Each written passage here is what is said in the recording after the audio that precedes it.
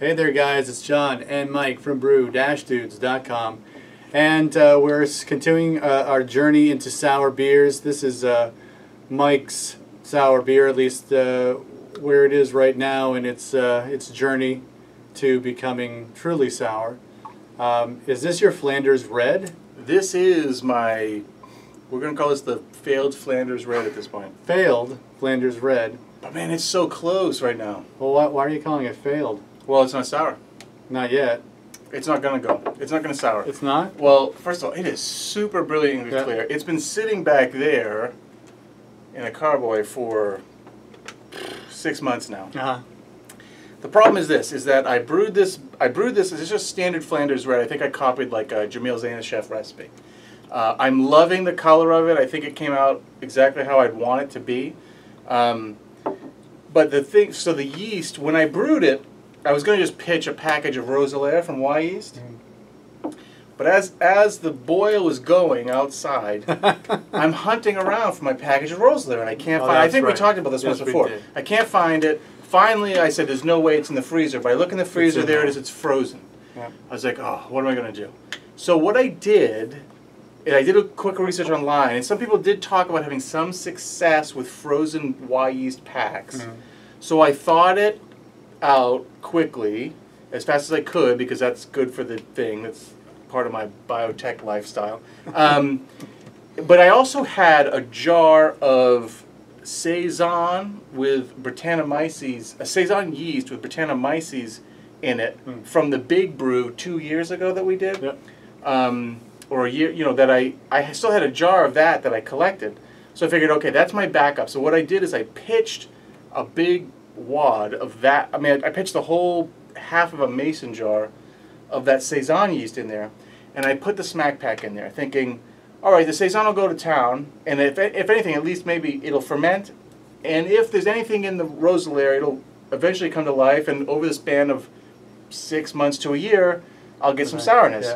Well, the Saison, I wasn't expecting a year-old slurry of Saison yeast to be so active, but it ripped through this, and it went from like a 1060 then to 10004.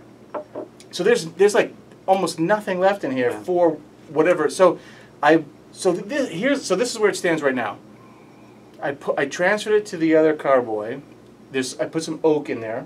There's some oak in there, French oak, toasted oak. I'm loving the taste of it. There's a hint of maybe some acid in there. A little bit. But it's like, you wouldn't know it if I, you know. But it's got all the other flavor components are right there. So I bought some maltodextrin and some DME and another package of Rosalaire.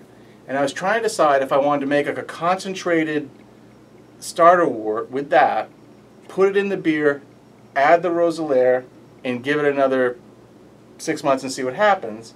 Or if I just would rather say, you know what, I could carbonate this up and probably we could drink it. Call it a dark Saison for the fall and probably really enjoy it. And then just start over, because I got the Rosalaire, and just start over.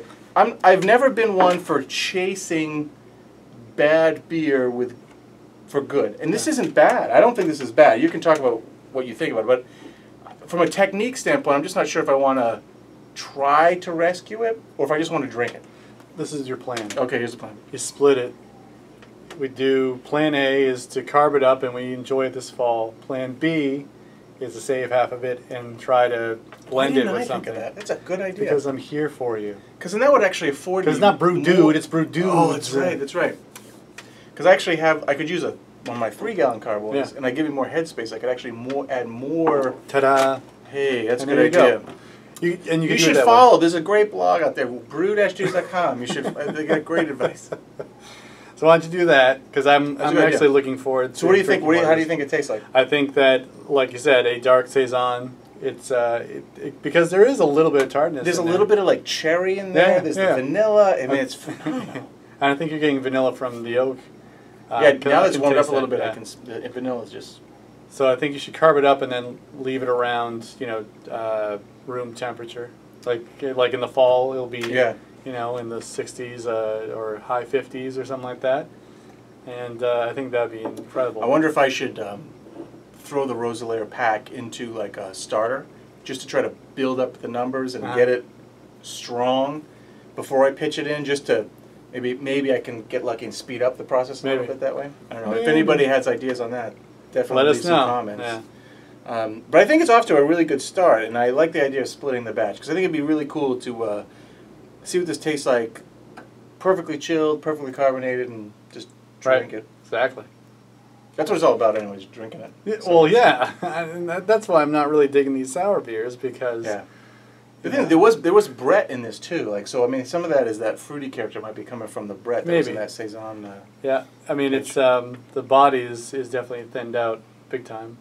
Like I said, it's 1004 or 1004. It's probably even lower now, right? Yeah.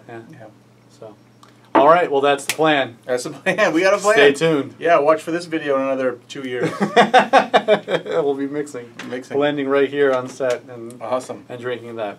So. For John and Mike, brew-dudes.com, we're all out of beer yet again. Brew on some more. Cheers.